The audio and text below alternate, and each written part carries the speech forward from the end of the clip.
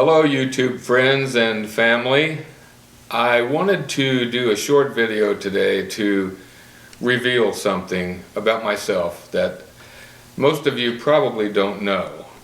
I know that you know that I like cars and I like guns and I like good food and I like to have a good time, but the one thing that you probably don't know about me is that I am a philatelist. I know, hard to believe, but it's true. I have been a philatelist since I was about 13 years old or so. And the fact is that once I found out about it, I just enjoyed it so much that I just kept doing it. And I still do it today.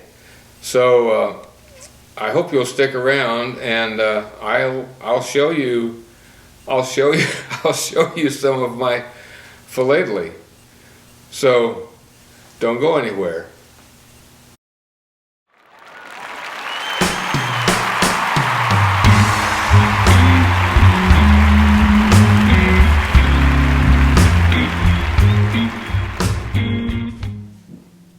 I know a lot of you are familiar with that term I used, but for those of you who aren't, philately is defined as activities having to do with stamp collecting. So I am a philatelist, and I've been collecting stamps for a long time. I use the White Ace album because I like it about the best of any I've found. And let's just start out here. Here's some airmail stamps, some early ones. These are 1918 here at the top. This is the 24-cent version over here. Down here we have the 8-cent, the 16-cent, and these are 1923. My stamps are all unhinged, unused, uncanceled, with original gum, and as well centered as I can find. I haven't bought any stamps in a long time, but I have collected them for some time. So let's just go through some of these. This is the airmail album here. I also have a commemorative album and a regular edition album. Here's 1926 and 1927. The Lindbergh stamp from 1927. The Beacon stamp from 1928. These are the Big Zeps. These are very expensive, so I don't have any of those in here. I do have a baby Zep. This is the C18 down here. Those have gone down a little bit in price. Typically they run around $100, maybe a little bit more. This is a very, very well centered version here. Probably you could pick up one now for $50 to $75. And then we've got up above, we've got the winged globe stamps.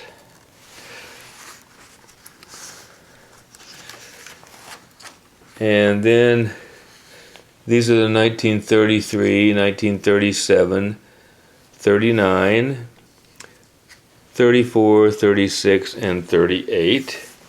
And then we get into the war years. These are the big planes, the big bombers, and they run from 6 cents, 10, 15, 20, 30, and then we've got an 8-center and a 50-center. And these are all extremely well centered. They're perfect, original gum, no hinge.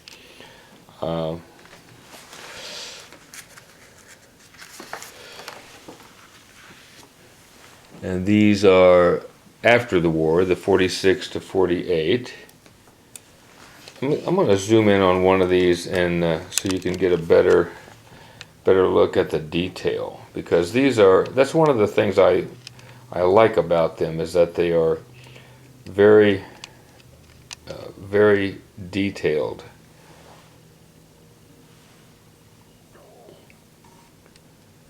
Well, it's not going to focus at such close range, but anyway, and here's a few more. These are the 49. This is the 1959 Hawaii statehood stamp,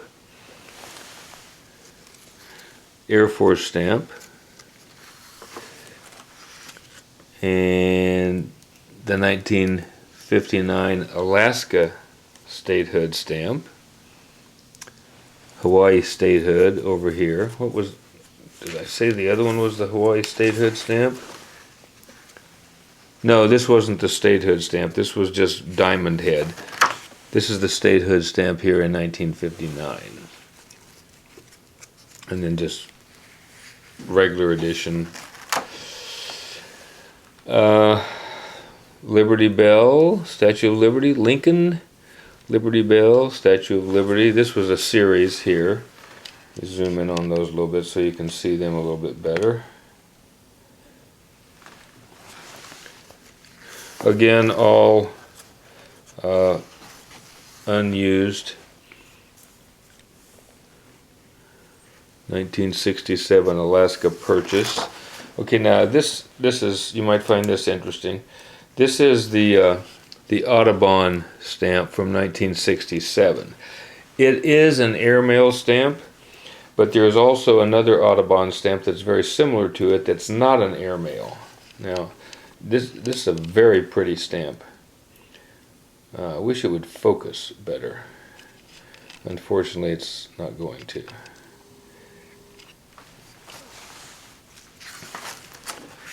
Moon landing, 1969.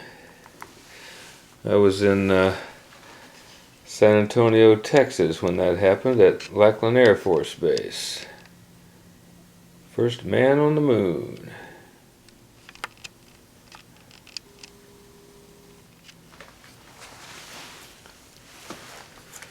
And Olympic Games from 1969, 1976, Wright Brothers, 1978. And that is about it. In 1978 or so, 1979, I stopped buying pages for this, and I quit buying additional stamps at that point because there's too many ahead of that I need to get. And then we've got the regular issues, but I'm not going to go into those. That'll be a video for, or a topic for another video. So, that's my philately. I hope you enjoyed it. And until I speak with you again, and even after that, you stay safe.